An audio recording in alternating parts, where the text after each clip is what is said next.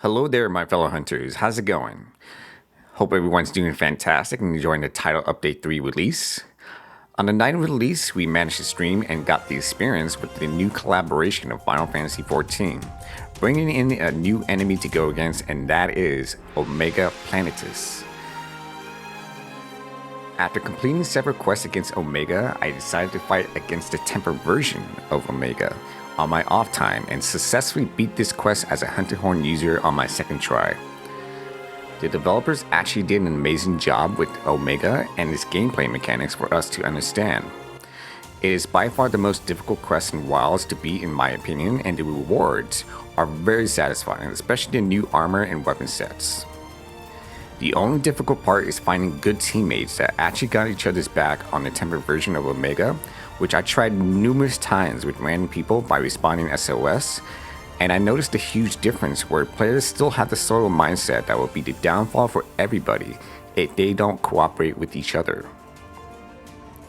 With that being said, in this video we'll dive into what builds we can actually bring into the fight against Omega, especially introducing our brand new set of the Omega Attire. This armor set is quite insane and may be meta for damage dealing depending on which mode it goes into. Let's delve into this real quick. The full set are all alpha and all of them have the same decoration slots for level 3 and level 2 on each armor piece. However, the skills are different on each piece, and the full set offers level 3 Divine Blessing, level 2 Part Breaker, and Evade Window, level 1 Agitator, Weakness Exploit, and Burst.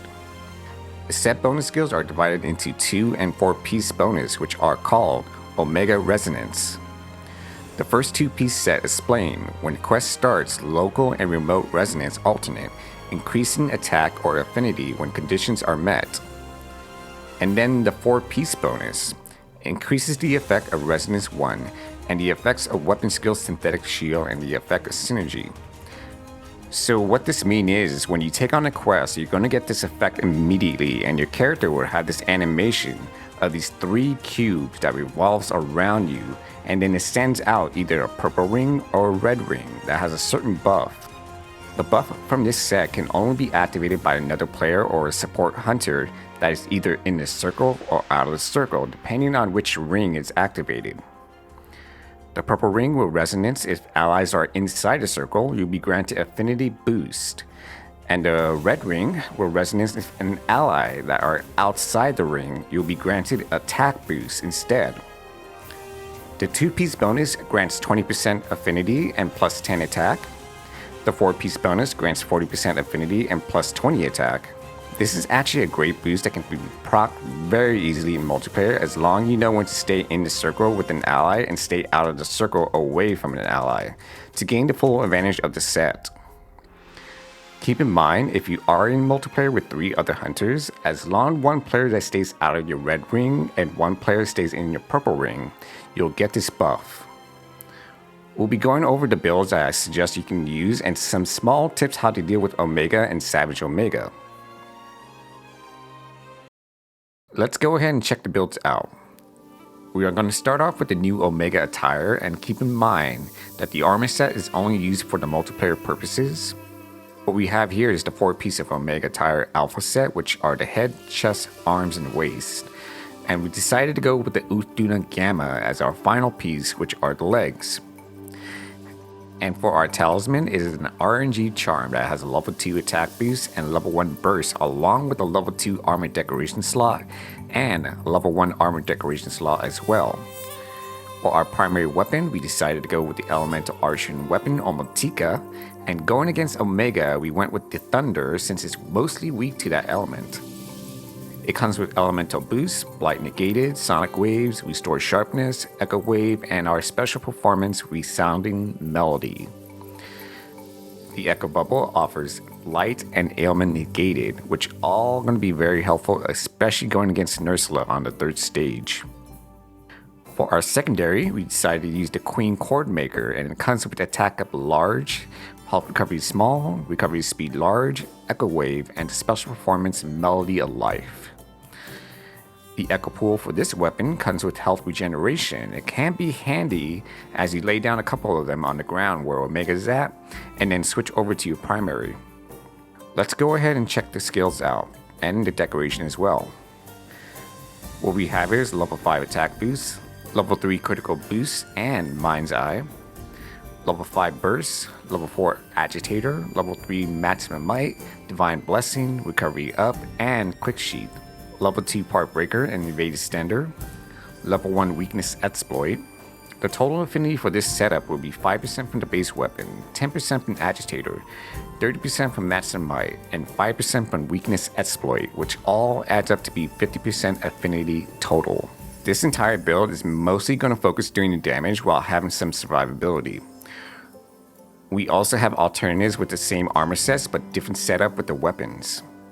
However, this is the minimum RNG talisman that you need to have in order for this build to have some comfort for yourself.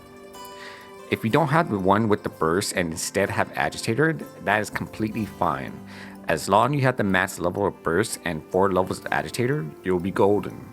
You can, however, max out agitator and 4 levels of burst for your own preference. We switched decorations around since we're going to be using a non-Artian weapon. We went with the Lagia Thunderpeal that comes with Convert Thunder Resistances and level 2 Slugger on our weapon.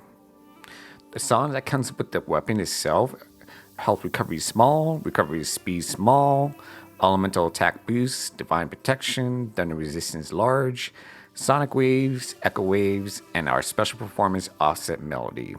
The Echo Bubble comes with defense and elemental resistances up. Absolutely phenomenal hunting horn choice, if I may say so. Our secondary is going to be the Guardian Resounding Galahad that comes with attack up large, defense up large, wind pressure negated, sonic barrier, echo wave slash, and our special performance Resounding Melody. With this setup, we are going to be using Lagia Thunderpeal as our primary, except for the Nursula stage. I highly recommend switching over to the Resounding Galahad, or at least to an Artian weapon that has Ailment negated, that can either be played out from an Ailment Artian weapon, which I recommend Paralysis, or as an Echo Pool from the Elemental Artian weapon, which I recommend Fire. Because the Ailment status effects in this phase are pretty nasty and punishing, our Echo Pool coming from this weapon that actually negates ailments so you won't get paralyzed, poisoned, sleep, or even web, as long as you lay down the pools in an area that you can control the Nursula at the spot.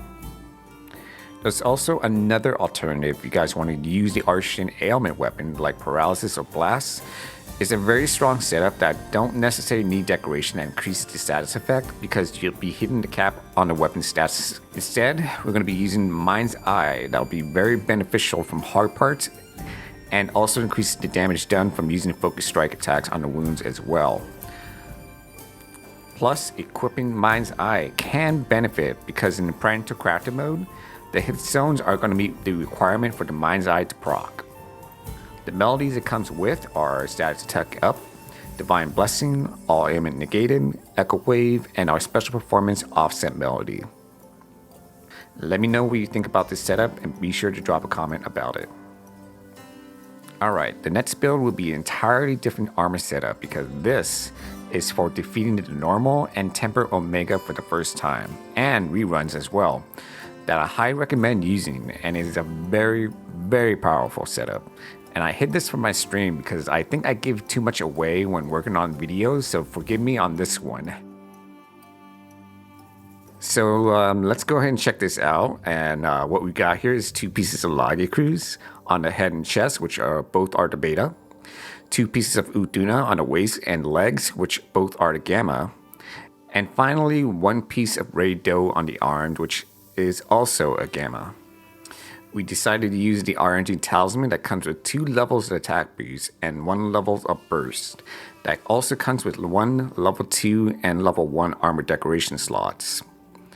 We also went with the Artian weapon Omotika, that is an Elemental Thunder weapon that comes with Elemental Boost, Blight Negated, Sonic Waves, Restore Sharpness, Echo Wave, and our Special Performance Resounding Melody. The Echo Bubble offers Blight and Ailment Negated, especially for against going Nursula. For our secondary, we went with the Queen Chord Maker and comes with attack up large, health recovery small, recovery speed large, echo wave, and a special performance Melody of Life. The Echo Bubble comes with health regeneration, so it will be comforting to lay down a couple of these around the area and switch over to your primary. Let's go ahead and check out the decoration skills for this build. What we have here is level 5 attack boost, level 3 critical boost, and Mind's Eye. Level 5 burst, level 3 agitator, counter strike, maximum might, divine blessing, and quick sheath. Level 2 tool specialist, recovery up, evade extender, and finally level 1 weakness exploit. The set bonuses we have are Leviathan's Fury, which is Azura's Bolt. Temporary increases affinity and can deal extra thunder damage upon buildup. The affinity bonus is 15% and lasts 20 seconds, and goes on for cooldown for 30 seconds. This is going to be very great against Omega because it is weak to thunder, and having this bonus is going to increase our DPS output in our fights. Next, we have the Uthuna's Cover, which is Protective Veil. Increases defense temporarily when using a specialized tool, which is the Mantle in our case. The bonus offers 25 plus defense, and the timer starts as you wear the mantle and expires at 3 minutes. The next one is actually a group skill from wearing 3 pieces of Gamma, and that is the Lord's Soul, which is Tenacity. Boosts attack and lowers defense, but lets you survive 1 lethal hit. After taking that 1 lethal hit, it boosts defense and resistances. Very powerful group skill to have against Omega that kinda acts like insurance in case you're about to get one shot. The amount of affinity for this setup is 5% from the base weapon, 7% from Agitator, 30% from Maximum Might, 15% from Azura's Bolt, and 5% from Weakness Exploit, which all adds up to be 62% affinity when Agitator and Azura's Bolt proc together. Burst and Counter Strike are a major play into our attack power increase as well, from our hilt stab timing from incoming attack to activate Counter Strike, and our multiple hits from our Echo Pools and basic attack to proc burst immediately. The minimum requirement for the RNG Talisman are level 2 attack boost with level 2 armor decoration slot and level 1 decoration slot as well. It is okay to have level 1 Agitator instead of Burst. You can swap decorations to max out either the Agitator or Burst, and 3 levels are your second choice. Let's go ahead and check out the alternative choices for this build. We decided to keep the RNG Talisman, but change the weapons for the same setup for the Omega Attire build. We went with the Lagia Thunderpeeled and the Guardian Resounding Galahad for people who want non-Artian weapon setup, but this is probably the best choice going against Omega, since Divine Blessings is offered as a melody from the Lagia Thunderpeeled. We decided to replace the decorations and went with the max level recovery up, and 1 level adapt to withstand the cold environment, and 1 level of shockproof for multiplayer purposes. But if you want the Artian weapon as your primary, then switch back for divine protection placements for your decorations. For our next alternative, for those who want to use the wide range skill into the fight and still dish out decent DPS. We changed the RNG Talisman to our Lucky Finding that came with level 1 attack boost and level 4 wide range, along with level 2 and level 1 armor decoration slots. We even switch out some skills around, so since we can actually rely on the melody for Divine Blessing, we decided to add 1 more level to the friendship to max it out. We also have level 2 recovery up with speed eating as well, so we can give out hefty heals and speed it up at the same time.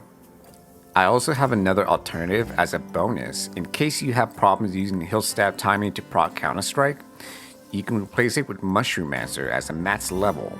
And let me drop this on the side for those who want to know the mushrooms effects and durations are. So the first level are blue mushrooms. Restores health similar to potion, but restores instantly. And toadstools increases natural health recovery that is similar to immunizer and lasts 5 minutes. The next level are nitro shroom. Boosts attack by 5 points that is similar to demon drug and lasts 30 minutes. Parashrooms boost defense by 5 points that is similar to Armor Skin and lasts 30 minutes. The final level is Mandragora. Fully heals your HP that has the same effects as matched potions. However, I don't think you can use this skill on the wide range. I may look into it a little bit more, but I'll give you a heads up on that. And Devil's Blight. Restores stamina and reduces stamina consumption similar to dash juice and lasts 3 minutes.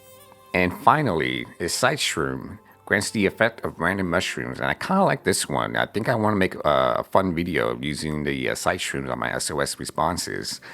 But let me know in the comments how you like the setup and build. We'll appreciate the feedback for it. Alright, here are some tips when going against Omega. We'll not dive into details because there's so much information and not enough time to put to this video. So I think providing these important information can be helpful to have some insight against Omega. Tip number 1. Use Soul of the Mushroomancer. I highly recommend having this in your item pouch because it is a free cast that deals great damage against Omega and also the Nurseless stage. You have 3 abilities that cycles to the next form. They all have a 30-second cooldown on each cast, which the first one is the Palm Motif. That is an AoE attack.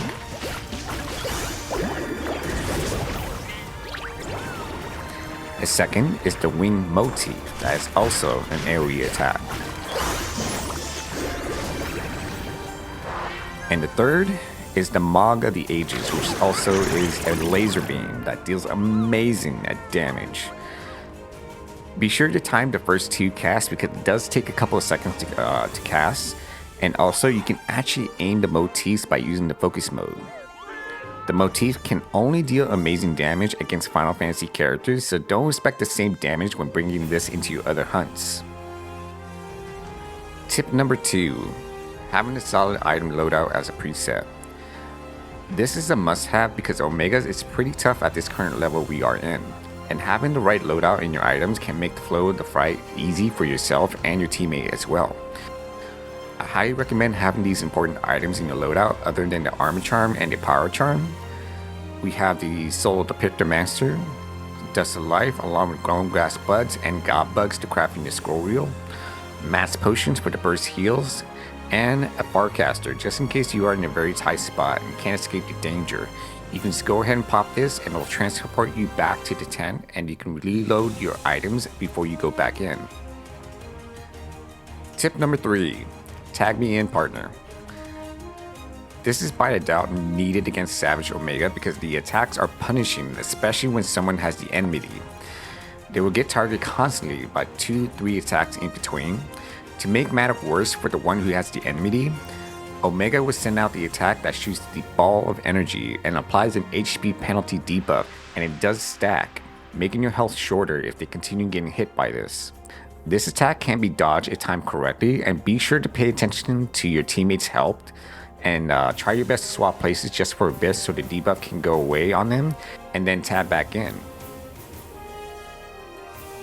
Tip number 4. Larboard Starboard Cannon. This attack can confuse players who are still having trouble how to avoid it.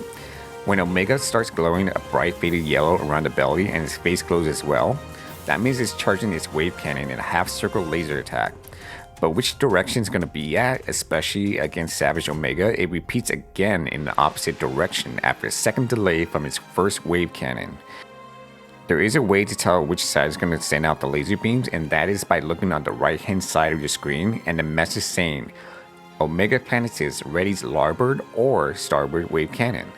If you see larboard, it's going to attack the left hand side from 12 o'clock to 6 o'clock counterclockwise, and starboard attack is going to be on the right hand side from 12 o'clock to 6 o'clock clockwise. Best way to dodge this attack is by going towards the opposite side of the first attack and then dodge towards the other side after the first wave cannon. Tip number 5, dealing with Prancer Crafter mode. Some folks are a little confused what to do during this enrage mode when you see the rear power unit popping out and sends out a red siren telling you it's in this mode. The most easiest way to deal with this is by creating 3 leg wounds and destroying them. It can't be on the same leg when creating multiple wounds. After destroying 3 wounds, it will get out of this mode until the next cycle.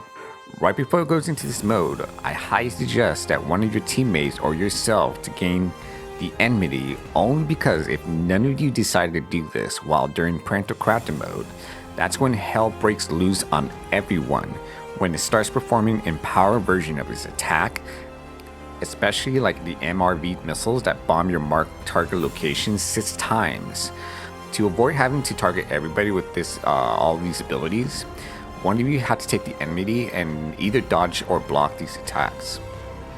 Also, generate shields are going to be your best friends for those who have the enmity, so be sure to use them during Pantocrator mode if you have one equipped on your slinger.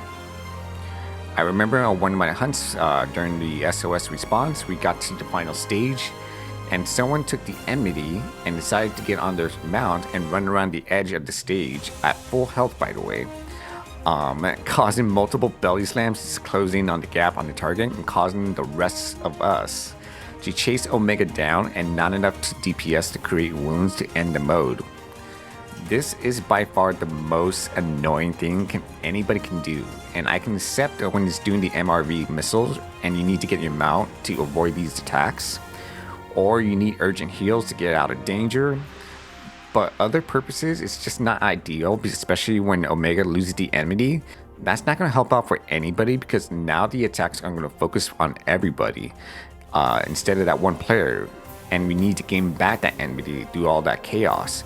So in other words, Hell's Kitchen is back on. Tip number 6, dealing with Nursela and hit the brakes. There are 2 topics that are actually related to each other because they're on the exact same stage area. Dealing with Nursela can be annoying because there are so many factors that can actually happen that will make it very difficult to complete the objective, which is by defeating the Nursela and gain that shield in time before the Delta attack unleash. Not only you'll get poisoned and paralyzed from the Marlboro, you can actually get webbed and sleep by the Nursela, and this is a nightmare since it's a DPS check on this phase. Also, when you do survive the blast, there is going to be an annoying little moveset that Omega would do when it's finished beaming, and it will always do this Fitz charge attack that goes across the arena, and we have to get there, and at the same time, one of us will get the mustard bomb, and possibly we'll get another charge attack to the one that has just avoided the mustard bomb. There is a better solution I very highly suggest you do to avoid all this annoying mechanics. But first, against Nursela as a Hunting Horn user, we can provide either Song or Echo Pool to negate ailment status effects for the stage. And I find it a bit easier to bring the Nursela either in front of Omega or even better, near Omega's left front foot specifically, because once you defeat Nursela, it'll drop the shield exactly where we want it to be so Omega can turn around and charge the beam. And guess what's behind Omega? A collapsed building that you can actually interact with when Omega lands with his legs. That's when you need to pull the interaction and it will cancel the Fitz charge attack upon impact. And also there's a floating rock you can also throw it down, but I highly suggest you use it when Omega recovers from the collapsed building attack. It will always mark a target with the mustard bomb once you see standing up normal. So at that point you can bring it down the floating rock and interrupt that attack as well. If you do all these 3 things, you can make the fight go really easy on the 3rd stage. And that's all for it right now for this video. We are going to wait for our official title update 3 build after the Halloween event and Archtemper new Udra release, which I'm going to be very extra excited for this one. It's my favorite holiday to celebrate, and hopefully we can actually get some content to share in time as well. Until then, take care, and I'll see you guys on the next one.